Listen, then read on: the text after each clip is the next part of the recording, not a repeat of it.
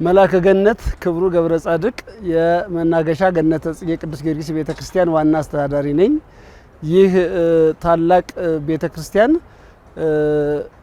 አሁን ላይ 129 ዓመት እየሆነ ያለው ሲሆን ይህም ቤተክርስቲያን በአጼ ምኒልክ ጊዜ ተጀምሮ በንግስተ ነገስታት ዘውዲቱ የተፈጸመ ነው። ይሄም ማለት ቀደም ሲል ይሄ ቤተክርስቲያን ከመመስረቱ በፊት ሳር ቤት ነበር። ያን ጊዜ በአድዋ ጦርነት ጊዜ አጼ ምኒልክ ታቦተ ቅዱስ ጊዮርጊስን በችግሩ ሰዓት ከመንበሩ አንስተው ወደ ዘመቻው ይዘው በመሄድ በዛ በዘመቻውም በገቡት ቃል ኪዳን ወይም በተሳሉት ስለት መሰረት ሰማዕቱ ቅዱስ ጊዮርጊስ ከእግዚአብሔር ከአምላኩ አማልዶ እሳቸውም ባላቸው እምነት ተማጽነው ረድቷቸው ህዝቡን ጭምር ረድቶ በድል አድራጊነት ከተመለሱ በኋላ ይህንን የመሰለ ህንጻ ቤተክርስቲያን መሰረቱን ከኢየሩሳሌም አፈርና ጸበል ጭምር አምጥተው መስርተው እየሰሩ እያሉ አረፍተ ዘመን ገጥቷቸው በሚያርፉበት ሰዓት ልጃቸው ንግስተ ነገስታት ዘውዲቱ በዚህ አሁን ሙዚየም በሆነው ቤት ደወል ቤት በነበረው ነግሰው ይህንን ቤተክርስቲያን አስፈጽመዋል። ከዛም በኋላ ቀዳማዊ ኃይለ ሥላሴ ንጉሰ ነገስት የነገሱበት ነው ጥቅምት 23 ቀን እና በየአመቱ ይህ በዓልም ይከበር ነበር። ከዛ ጊዜ ጀምሮ ጊዜያዊ ጥገናዎች ወይም ደግሞ እንደ ቀለም ቅብ የመሳሰሉ እድሳቶች ሲደረግለት ቆይቷል። አሁን ግን ዶሙም ጭምር ትንሽ በማፍሰሱና ቆርቆሮማ አካባቢዎች ከላይ ችግር ስላለ እሳተ ከላውም እንደዚሁ ወይም ደግሞ ኮርኒሱ ላይ የተሰሩት ነገሮች ስንጥቅ ስላላቸው ከዚህ በፊት በነበረው የአንዳንድ ችግሮች ምክንያት እድሳት ስላስፈለገው ኮሚቴ ተቋቁሞ በፋሲል ጊዮርጊስ አማካሪ ድርጅት መሰረት ጥናቱ ተከናውኖ በሚሳቅ ኮንስትራክሽን ድርጅት አሸናፊነት ስራው ተጀምሮ እነሆ አሁን ከተጀመረ 6 ወር ሆኖታል። እንደ ባለሙያዎቹ ገለጻ እንግዲህ ከ6 ወር በኋላ ወይም ከ7 ወር በኋላ ስራውን አጠናቀው በነበረበት ሁኔታ ያስረክቡናል። ይሄ ስራ ሲሰራ ዝም ብሎ ሳይሆን ከባህልና ቱሪዝም እንዲሁም ደግሞ ከቅርስ ባለሙያዎች የተውጣጡበት በቅዱስ ሲኖዶስ ቀርቦ ጭምር ጸድቆ ከጠቅላይ ቤተ ክህነትም ከሀገረ ስብከትም ኮሚቴዎች ያሉበት ሆኖ ስራው እየተሰራ ነው። የቅርብ ክትትልም በቅዱስ ሲኖዶስም እንደዚሁም በሀገረ ስብከቱ ሊቀ ጳጳስ በብፁዕ አቡነ ሕርያቆስ ክትትል እየተደረገ የሚከናወን ስራ ነው። እኛም እለት በእለት ስራውን እየተከታተልን ራሱን የቻለ አብይ ኮሚቴ ያለው ስራው በዚህ መልኩ እየተከናወነ ይገኛል። እናም እንግዶችም ዛሬም የተገኙት ክቡር ምክትል ጠቅላይ ሚኒስትሩና እንዲሁም መዋዘ ጥበባት ዳንኤል ክብረት የክቡር ጠቅላይ ሚኒስትሩ አማካሪ ከዚህ በፊትም ከሌሎች እንግዶች ጋር ጎብኝተዋል። ዛሬ ደግሞ መዋዘ ጥበባት ዳንኤል ክብረት አሁን ዛሬ ደግሞ ከክቡር ምክትል ጠቅላይ ሚኒስትሩ ጋር መጥተው እያንዳንዱን ተመልክተውታል። እያንዳንዱ የስራ ሂደት ምን እንደሚመስል አይተዋል። ይህ በመሆኑ እኛ ደስ ብሎናል። ምክንያቱም ቀደም ሲል ይህ ቤተክርስቲያን እንደ ታሪካዊነቱና እንደ ቅርስነቱ ማዘጋጃ ቤትና መንግስት ነው ትኩረት ሰጥቶ ሲያድሰው የነበረ። መብራቱ ሁሉ የግቢው መብራት ከመንገድ ጋር የተያያዘ እንጂ ቤተክርስቲያኑ የሚከፍለው አልነበረም።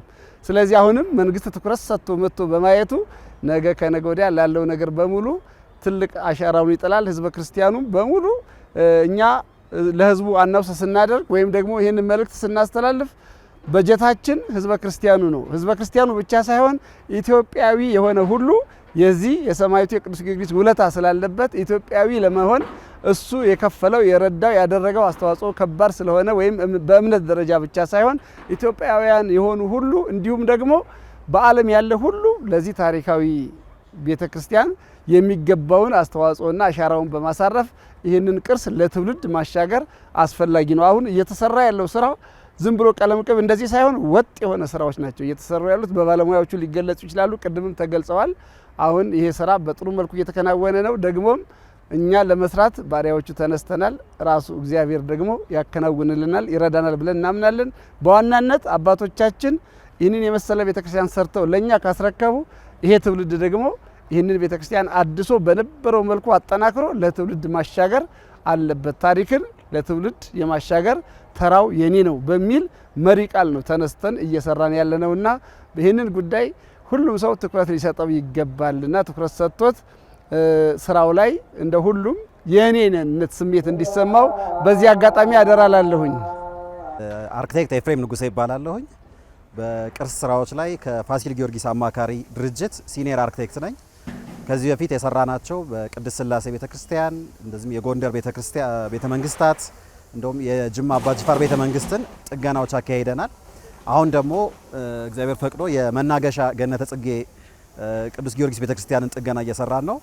የቤተክርስቲያኑን ጥገና ስራ ከመጀመራችን በፊት እንግዲህ ለ6 ወራት የሚያክል የጥናት ሂደት ነበረ መጀመሪያ ያካሄድ ነው። ቤተክርስቲያኑ ህንጻ ቤተክርስቲያኑ ያለበትን ጉዳት የማጥናት ሂደት ነበረ መጀመሪያ ያካሄድ ነው። ለ6 ወር ካጠናን በኋላ ከዛ በኋላ በስራው ላይ ልምድ ያላቸውን ኮንትራክተሮች የመምረጥና የማሳተፍ ከዛም የማማከር ስራ ላይ ደግሞ እየሰራን የምንገኘው አሁን ላይ ያለ ነው ማለት ነው። እንግዲህ በጥናታችን መሰረት ይሄንን ቤተክርስቲያን ስናየው ከ120 ዓመት በላይ ያስቆጠረ ትልቅ ቤተክርስቲያን ነው። ለአዲስ አበባ ቤተክርስቲያናት በጣም ትልቅ ከምንላቸው ሲምቦል ከምንላቸው እንደ አንድ ዋና የቱሪስት መዳረሻም የሚሆኑ ለምእመናም ደግሞ ትልቅ ክብር ያለው ቤተክርስቲያን ሆኖ የምናገኘው ቤተክርስቲያን ነው። ከተሰራ ጀምሮ ዋነኛ የሚባል የጥገና ስራ ተካሂዶለት አያውቅም። የተወሰኑ ጥገናዎች ይካሄዳሉ። ለምሳሌ የቀለም ቅብ ስራዎች ወይም ደግሞ የመስታወት መቀየር ወይም ደግሞ የድንጋይ ንጣፍ ስራዎችን የማስተካከል ስራ ካልሆነ በስተቀር ዋና ቤተክርስቲያኑ ላይ የተካሄደ ሜጀር የሚባል ለውጥ ተካሂዶበት አያውቅም ነበረ። አሁን ላይ ግን ስር ነቀል የሆነ የጥገና ስራ ነው የምናካሄደው።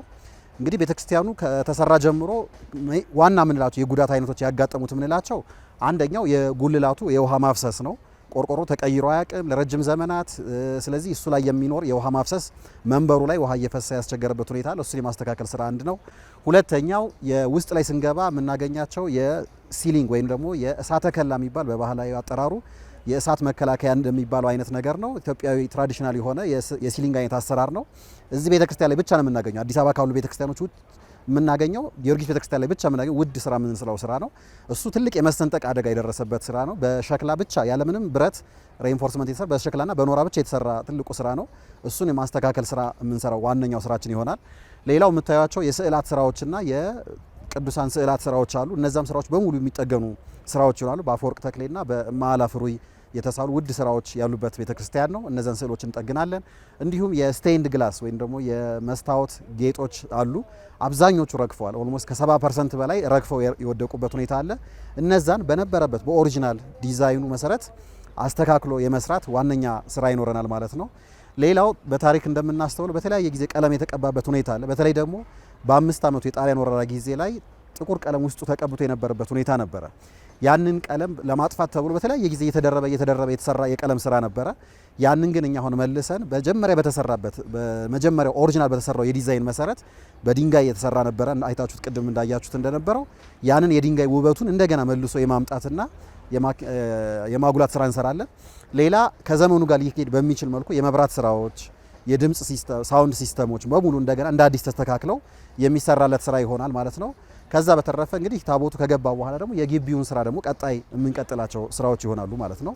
ይሄን ይመስላል ዋናው የስራው አይነት ነው። አዎ እንግዲህ እንደ አማካሪም እንደ ኮንትራክተርም በቅርስ ስራ ላይ ለረጅም ጊዜ ልምድ ያላቸው አማካሪና ኮንትራክተር ከመሆናቸው አንጻር በተለይ ደግሞ የእጅ ጥበብ ስራን የሚፈልጉ የብረት ስራዎችን የማጽዳት ስራዎች በጣም ውድ የብረት ስራዎች አሉ።